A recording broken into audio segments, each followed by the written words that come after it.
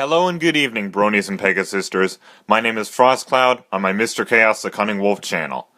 Tonight I will be reacting to My Little Pony Friendship is Magic Season 7, Episode 18, Daring Done. Okay, first in Season 4, well not exactly first. First we got Read It and Weep, which is the episode where we were first introduced to Daring Do, but I'm talking about the two episodes before this one that actually had the titles Daring in the beginning of their titles. So first we had Daring Don't from Season 4, then we had Stranger Than Fanfiction, and now we have this, Daring Done. When I saw the title, I immediately started to wonder, is AK Yearling retiring from writing her books or something? Is this going to be an episode about coping with your favorite series ending? That's somewhat relatable to a couple of fandoms as well. So, I'm intrigued to see this. I may be wrong, but if I'm right, then this will definitely be an episode I will remember for a long time. But, enough talking. Without further ado, let's get started. Morning, Pinkie Pie. Get your Ponyville Chronicle right here. Fantastic! Again, another pony that sort of looks like Featherweight, only a different color. That's the fastest knock I've ever seen. Now she's hanging her head in utter despair. What? Now she shakes. Never mind. That time she was just stretching. AK! It's I thought it was a suicide. Come on! For every one pony who's upset, there must be at least 100 that know you're a hero. I don't think Wait. so, Dash. Is this... Why don't we go visit this village? Is this sort of like the scenario in Fame and Misfortune where at first the main six are really sad that quite a few ponies have complaints, but then at the end that they're happy to see that, you know, there are still fans who like what they do and who care. Well, brought up, of course. I wonder if this is the same scenario, or if it's different. What's with this new map transition? Or, no. Look where Daring Do recovers the doomed diadem from the Wild Bunch gang who chase after her through the desert. It should. I based that entire chapter on my experiences here in Zanmandi. That's a really awkward position, Rainbow Dash. Mister, I was Hey, hoping you could tell me about a He kind of looks like Grandpere, only with a different mane color and style. Oh wow, I like that sky. I like the colors. Oh wow, this is a new location. You know, as soon as this is made into a blank background, I may get this as a wallpaper because this is a very nice place.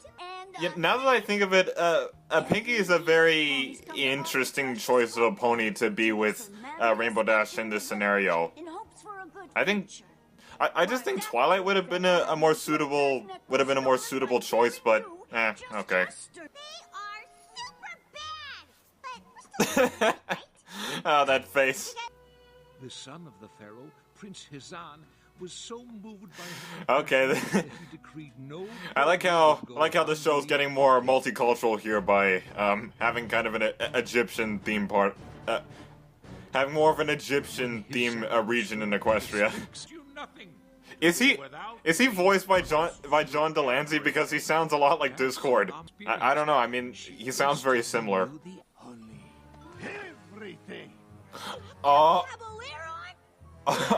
Oh, what an abrupt twist.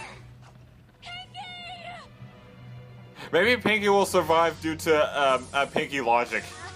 Remember, she ruined your statue. You're fools to believe in her. Oh, that argument is empty now. You're safe on a steady doom. Okay. So That's enough.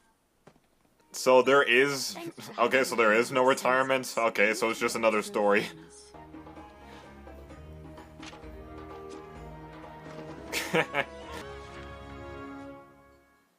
Ah, nice transition to the credits.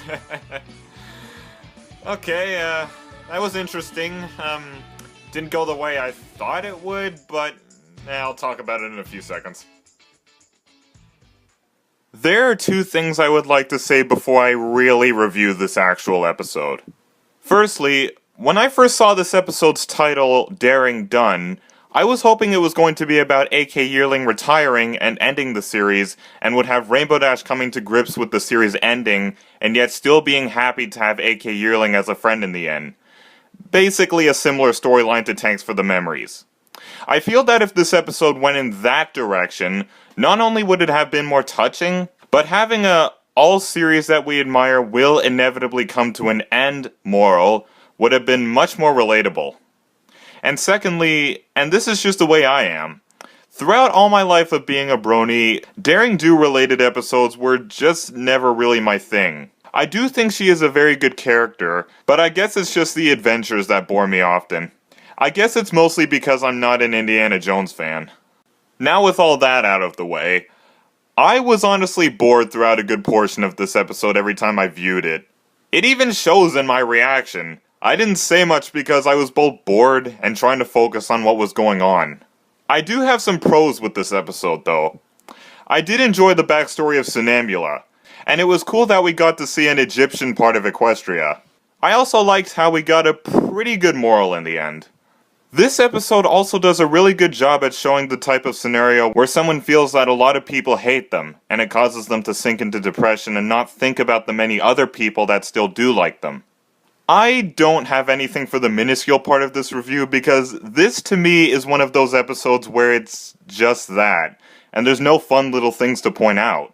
Out of 10 paws, I give this episode 10. Once again, it's not one of my favorite episodes. But I just don't see any severe flaws with it either. My name is FrostCloud, thank you all for joining me, and have a wonderful day. Brohuff.